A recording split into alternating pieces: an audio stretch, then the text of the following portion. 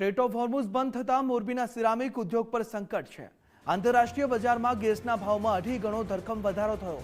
દૈનિક 75 lakh cubic metre ગેસનો વપરાશ ઘટી 4.50 લાખ થયો। મોરબીમાં 650 માંથી 500 થી વધુ કારખાનાઓમાં ઉત્પાદન બંધ છે।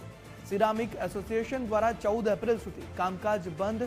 અંદાજે 5 લાખ લોકોની રોજીરોટી પર વિપરીત અસર પડી રહી છે। મોરબીનો જગવિખ્યાત સિરામિક ઉદ્યોગ છે એ હાલ યુદ્ધથી પ્રભાવિત થઈને બંધ હાલતમાં જોવા મળી રહ્યો છે।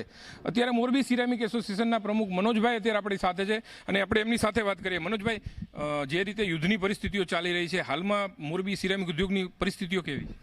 આપણે વાત કરીએ જે યુદ્ધની પરિસ્થિતિ નિર્માણ થઈ ત્યાર પછી જે ગેસની અનિશ્ચિતતા સર્જાણી એના હિસાબે વારાફરતી વારા જે છે એ ઘણા બધા ઉદ્યોગો બંધ થઈ ગયા છે।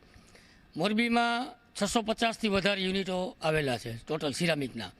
એમાંના અત્યારે હું માનું છું ત્યાં સુધી 500 યુનિટ જે છે અત્યારે બંધ થઈ ગયા છે। અમારી પાસે જ્યારે એસોસિએશનની મિટિંગ ગઈ ત્યારે 430ના આંકડા આવેલા। ત્યાર પછી પણ જેમને ગેસ 80% પ્રમાણે જેમનો ગેસ વપરાશ પૂરો થઈ ગયો એ લોકો પણ અત્યારે બંધ થતા ગયા છે। ગેસનો વપરાશ જનરલી મોરબી ફ્યુલ ફ્લેશમાં ચાલતું હતું ત્યારે 70 થી 75 લાખ ક્યુબિક મીટરનો પર ડેનો વપરાશ હતો। એ વપરાશ આજે ઘટીને 5 લાખ સુધી આવી ગયો છે। ગેસનો વપરાશ અત્યારે ઘટ્યો છે, બીજી બાજુ ગેસની ડિલિવરી પણ અત્યારે મળી નથી રહી। તો એક કારખાનાની અંદર અંદાજિત કેટલા ટકા ફ્યુઅલનો ભાગ જે છે પ્રોડક્શનમાં, અંદાજિત ફ્યુઅલનો ભાગ કેટલા ટકા હોય?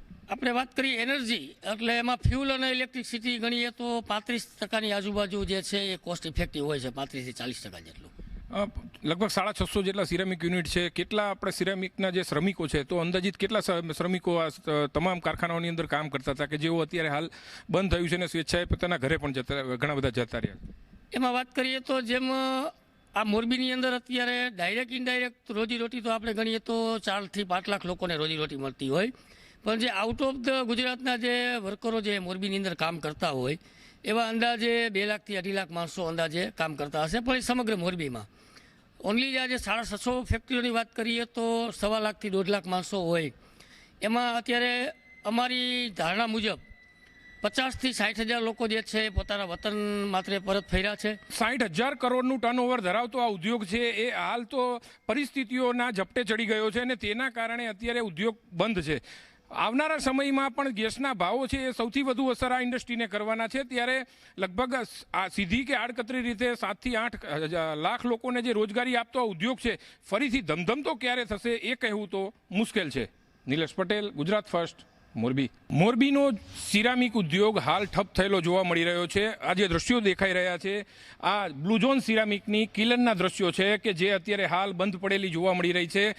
બીજા પણ જે તમામ પ્રકારની કામગીરીઓ જે સિરામિકની છે એ તમામ પ્રકારની કામગીરીઓ હાલમાં ઠપ છે, કારણ કે આ સિરામિક ઉદ્યોગની અંદર ફ્યુઅલ તરીકે 30%થી વધુનો ઉપયોગ જે છે એ નેચરલ ગેસનો અને પ્રોપેન ગેસનો થતો હોય છે। એટલે 75 લાખથી વધુનો વપરાશ દૈનિક જે છે મોરબીના સિરામિક ઉદ્યોગમાં થતો હતો, પરંતુ અત્યારે જે હાલ યુદ્ધની પરિસ્થિતિઓ છે તેને લઈને હાલ મોરબીના સિરામિક કારખાનાઓની અંદર લોકડાઉન જેવી પરિસ્થિતિઓ જોવા મળી રહી છે।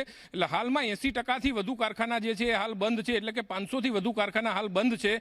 અને ગેસનો જે રીતે આંતરરાષ્ટ્રીય અનિશ્ચિતતાઓ વચ્ચે જે ભાવ વધારો થઈ રહ્યો છે તેને લઈને ફરીથી મોરબીનો સિરામિક ઉદ્યોગ ક્યારે ધમધમતો થશે તે કહેવું મુશ્કેલ છે। નિલેશ પટેલ, ગુજરાત ફર્સ્ટ, મોરબી।